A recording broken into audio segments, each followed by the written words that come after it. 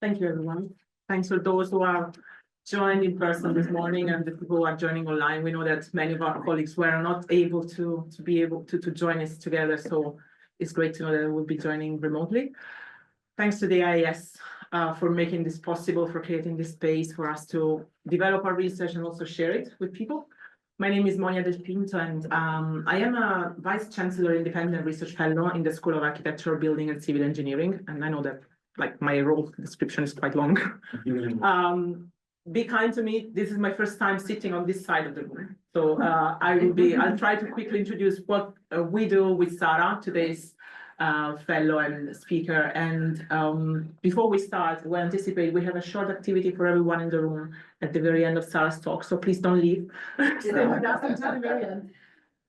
So with Sara, our work started, well, my background is in architectural engineering. Sara is a geographer, and both of us work with cities at many levels, in many aspects, but our work intersects in the area of disaster risk management and risk reduction. And we first met and started working together in relation to risk perception and communications, thinking of the sensorial landscape in urban disaster context.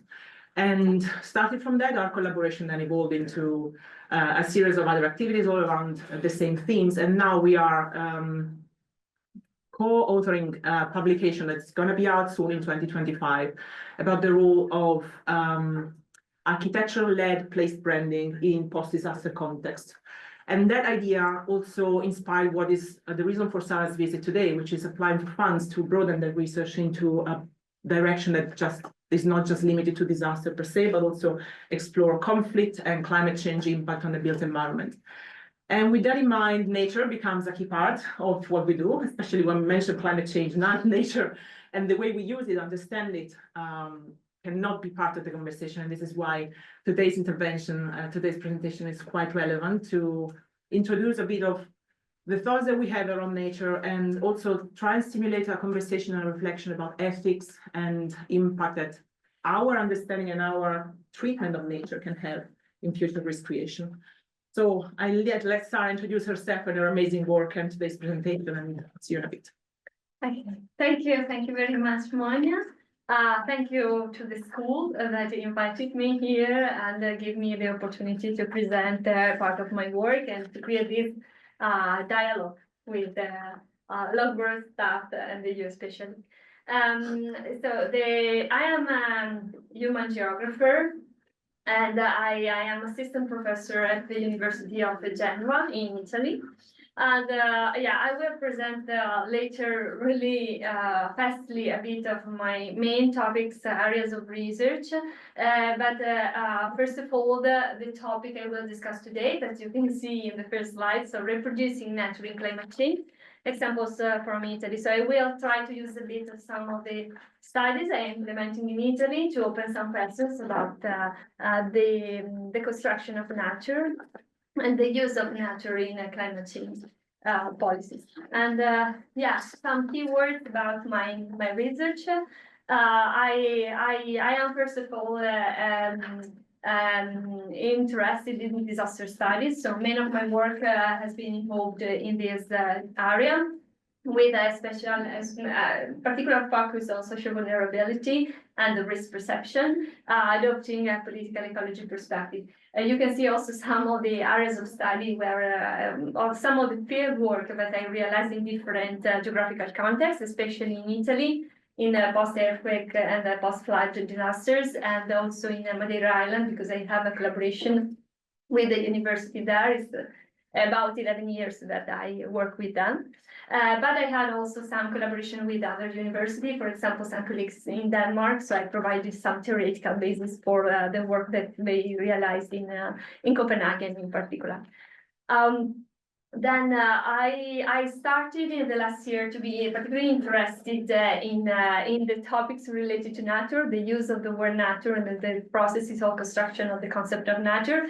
So I engaged with the literature about social nature and more than human geography, and connected this a lot with the climate change challenges, and especially I started to have some field work about animals in climate change and related to some Italian cases like Emilia-Romagna floods that happened recently and in Genoa.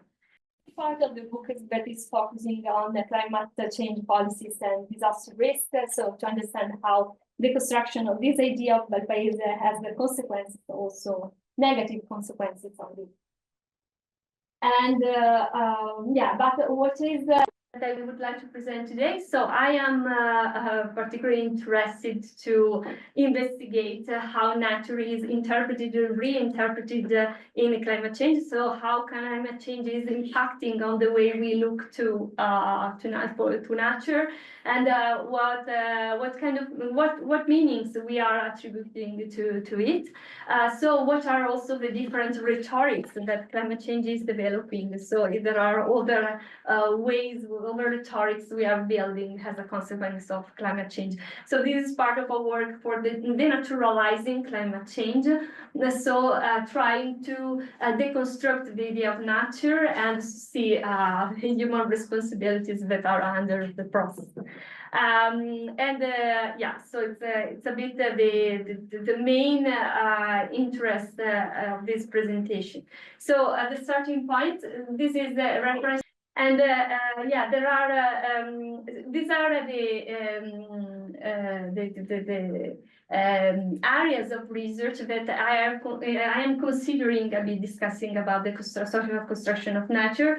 So I'm starting from the scientific literature about social nature. Starting from Smith in 1984 and passing through Castry and Brown, that in geography developed a lot about this, and more recently interconnect also issues about more of the human geographies.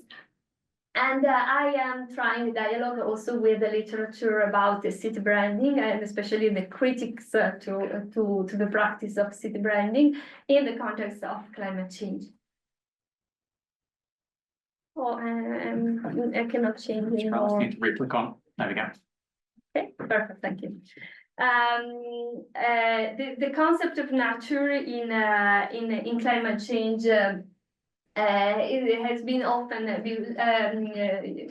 misused and exploited, and so there are different approaches to the idea of nature, especially related to the rhetorics of safe nature, and also you can see here managed nature, security-oriented perspective on nature. Nature has responsible, that is also connected to all the requests to don't blame climate change, and also the idea of nature that saves and has a solution. That's one of the most relevant rhetorics in the last years. And so there are already a lot of different perspectives that have been unraveled by the literature. But I am interested to understand if there are also other rhetorics that we can identify.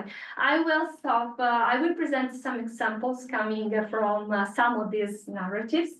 And I don't know if I will be able to present all of them, but I am particularly interested to present the first and the third, and I will say something a bit fastly about the second. So just in case you want to talk more, we can talk in another moment.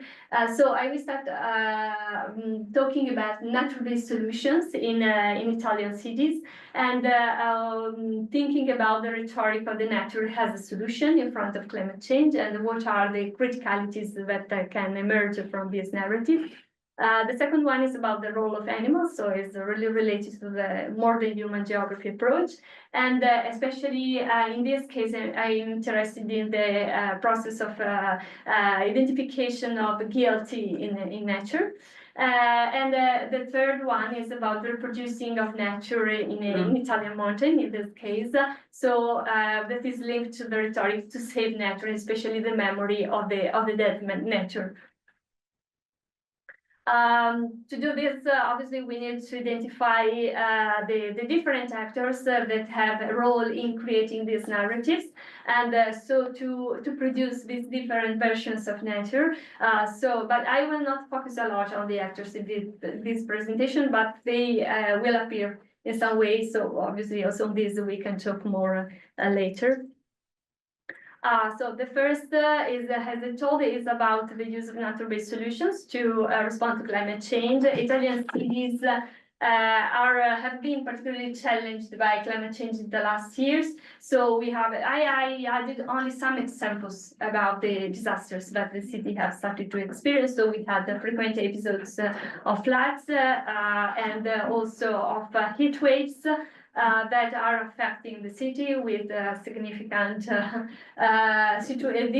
really difficult situations that are challenging our territory. So this has moved the political system to consider more and more the approach proposed by nature-based solutions. So nature-based solutions are becoming central in the political strategies, not only in Italy, obviously, but at the international level. We have, especially after Paris 2015, and more recently, we started to talk more about nature-based solutions.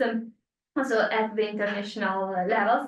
And so also in Italy, a lot of different projects started to be realized. I presented only 3 images of some of the main famous initiatives that have been activated in the country. So I started from the right.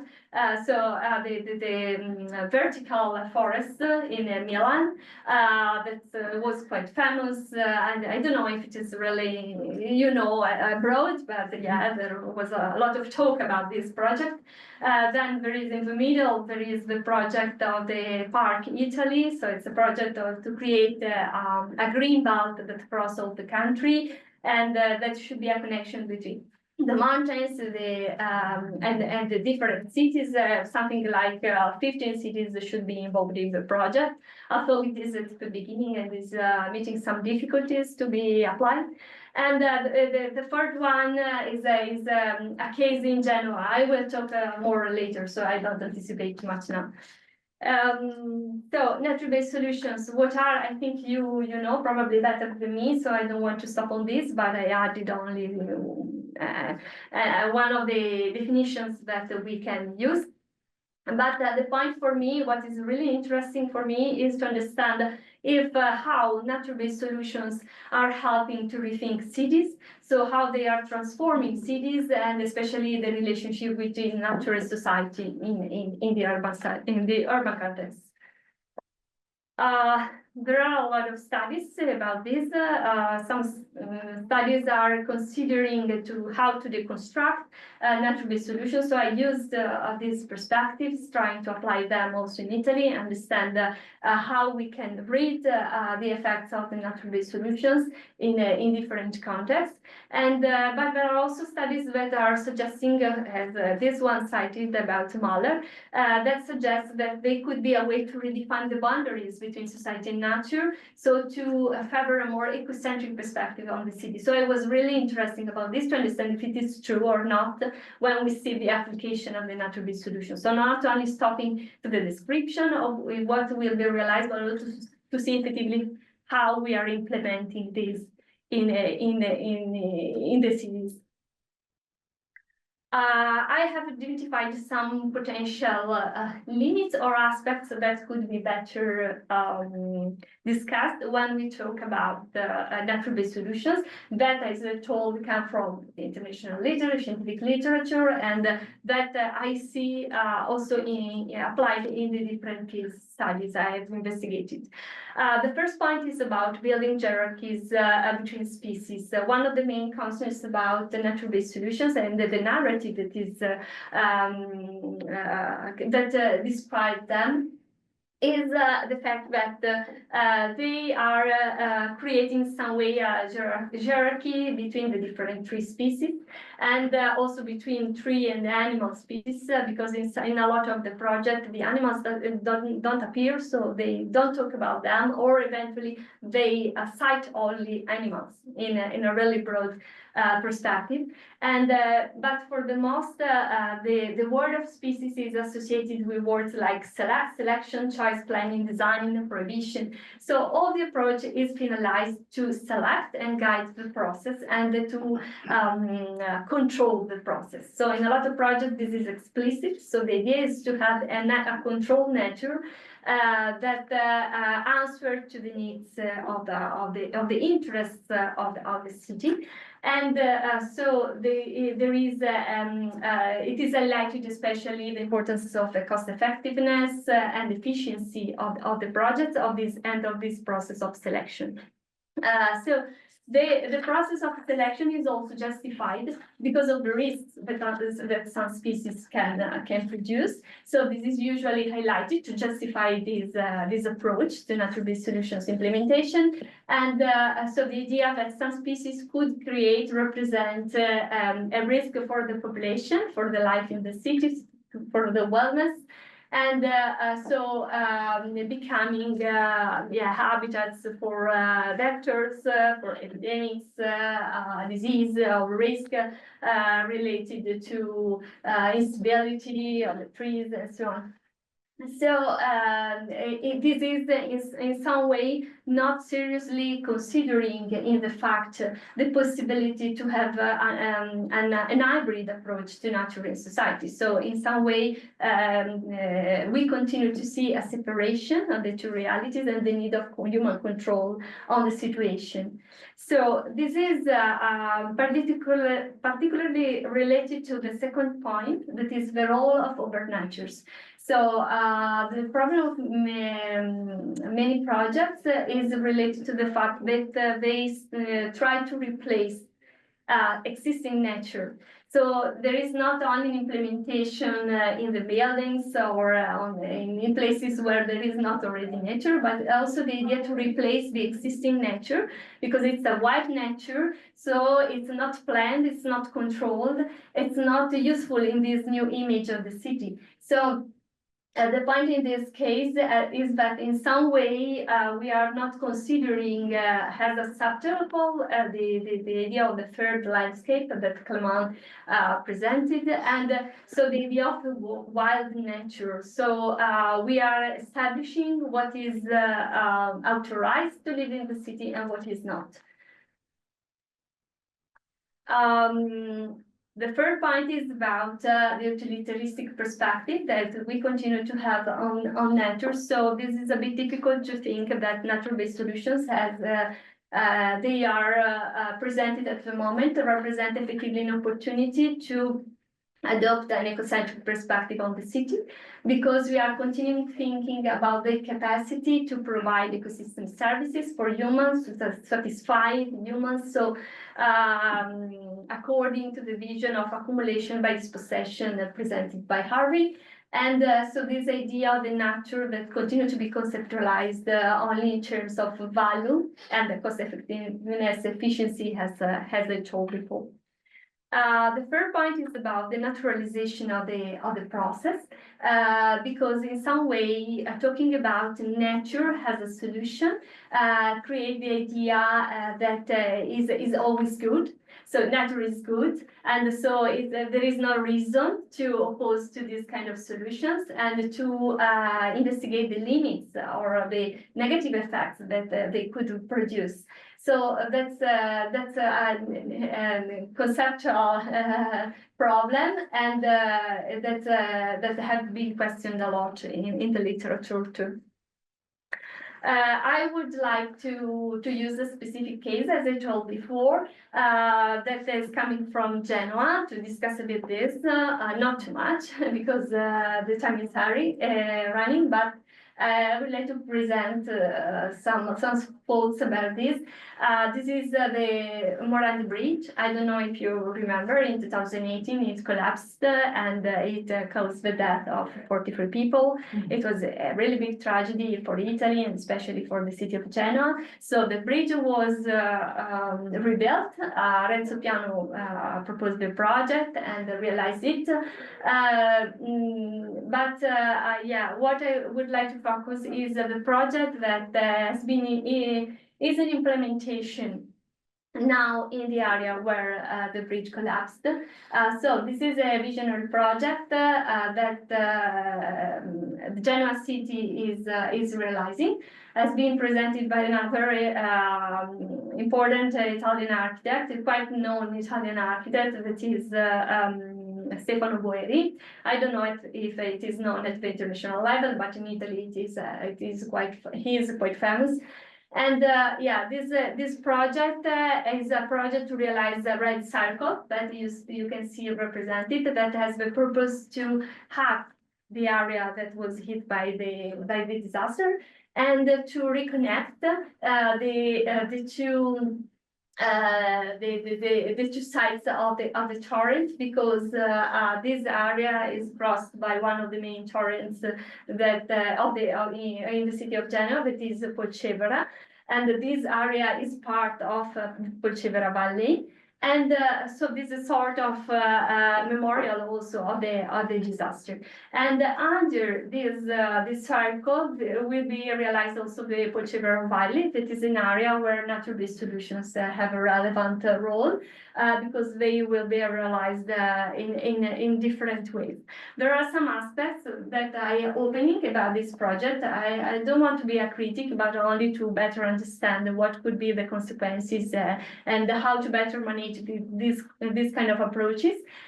So the main point for me is to understand if this project is part of a bigger strategy of the city branding, because Genoa City is particularly interested to associate its name with the name of famous architects, especially Renzo Piano, because he comes from Genoa.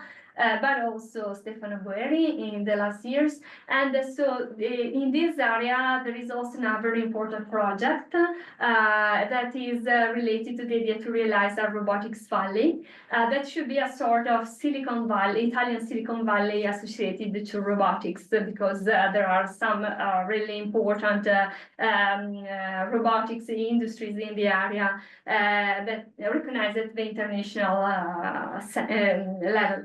And so it would be interesting to understand if we are effectively working to answer to climate change, because the area interested by these nature-based solutions is really limited. And in some parts, we are replacing existing nature. And at the same time, the city of Genoa is already rich of green areas. So what should be the future of these areas and of all the valley? The valley is particularly interested by a lot of different transformations. So there are relevant risks associated to gentrification at the moment. So there are a lot of questions about how this kind of project could not become a new process that facilitates gentrification in the valley, and how they are thinking to manage this. Because in the area where the bridge collapsed is particularly lived by working class and migrant families, so there were a lot of social challenges related to this area, and so it was an area of social marginalization. So what we are doing to be sure that at the end, this kind of intervention that has the purpose to give new value to the city, to relaunch the city and so on, could effectively protect this part of the population. And okay, the other point is about the impacts on humans, because they make a reference in the project about the animals, but not really well. We are not understanding what kind of animals they are considering. Genoa has a quite conflicting relationship with some animals that are in some ways the new inhabitants of the city, especially the wild birds. Because we have a lot of stories related to the wild birds that cross the city and arrive to the city center or to the coast, and also deers, and recently also wolves. So there is a really interconnection between the mountain and the city, and so a lot of species that crossing this. So how they are thinking effectively to support these species and create a better relationship, because today we have, as I told, a lot of conflicts and situations that are difficult to manage and create the people are starting to not accept this invasion of the animals into the city. So this could be an important point to consider.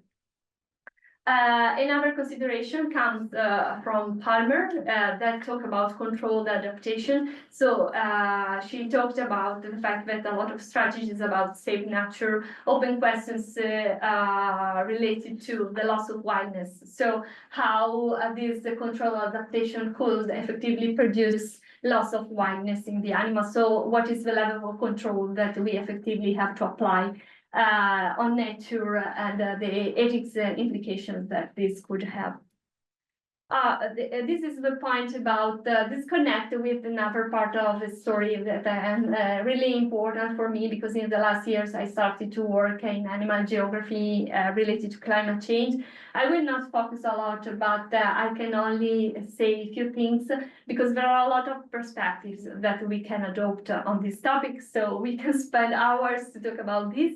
But I was interested only to say that there is a new narrative about, it's not really new, but it became a bit central, talking about floods in Italy in the last years, in the last 2 years in particular. So after the floods that hit Emilia-Romagna in 2023 and newly this year in 2024, we started to listen to about the guilty nature. So the responsibility the animals have in building risk situations and in causing the floods that hit the regions.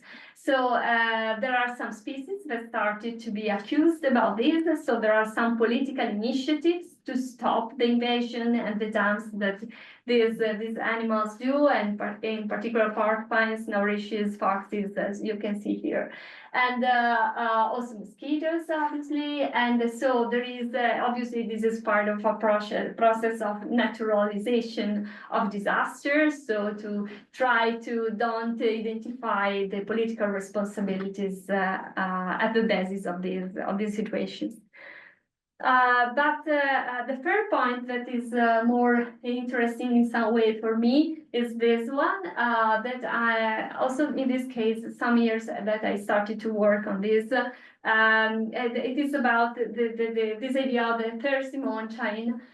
So the processes for production of nature in the Italian Alps, and I'm investigating in particular a case study in the north, in the Alps region, especially in the Lombardy region, that is this valley, Camonica Valley, and especially the highest part where there is this really small village that is Ponte di Legno that you can see here.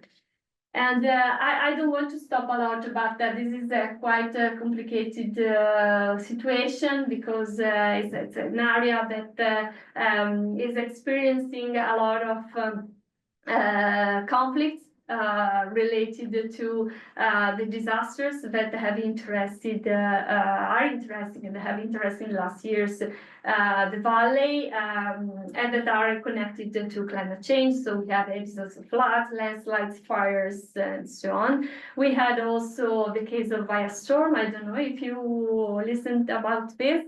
But yeah, also this area was hit by the Viastorm, and we are experiencing also an increase of temperature quite significant in winter and especially in the summer. That is at the basis of what is more interesting at the moment for me, is the melting of the glaciers in the Alpine region, especially in Italy. We have a great emergency about this. So I don't know if you you heard about Marmolada glacier that is dying, and also a disaster happened a few years ago there. And this is I am focusing on another glacier that is the biggest glacial area in the Alpine regions, but that is at the moment the new projection talk about the death of the glacier at the end of the century. So you can see part of this part of the glacier Tresena, for example, what happened to this glacier. So the surface, how many surface we lost in the years. So the point about nature in this case is relating to the fact that the valley in the last year started this process of brandization of nature. So they use the idea of nature and worked a bit on it, the idea to create a strong connection between tourism, especially winter tourism, and the valley. So they tried to describe the nature of the valley as ski tourism and so snow and tourism in general. So at the end, the approach that we have to the idea of adaptation to climate change, to fighting climate change, is to make survive the tourism, this kind of tourism in the valley, and so they are creating this strong connection. And so you can see here because it's one of the areas of ski areas most important in Italy. So all the strategies to deal with climate change, to adapt to climate change, use a bit this idea that the nature of the valley is related to the survival of tourism and of the winter tourism. So all the initiatives, also this one about blankets or geotextiles, are finalized with the idea to ensure the survival of the tourism activity. And but they talk not officially about this, but they present this as a way to ensure the survival of the glacier and of the mountain. So they create this a bit of confusion also in the people in the way they communicate the problem. But the most interesting experience is related with this case, with strategy of adaptation adopted in Ponte di Legno municipality, because they decided to realize this project that is a spa center project that has, I show you now that this is the image they presented, and you can see if you go there. And so it's quite interesting for me to try to deconstruct the idea of nature that is behind this project, because they have the idea to reproduce the experience of the glacier. In the past, from this position, you could see the glacier on the top of the mountain. Today, you cannot anymore because for the retreatment of the glacier. So they are thinking to recreate the glaciers with all the effects, the light effects, the use of the glass. So you create also a connection. So they are trying to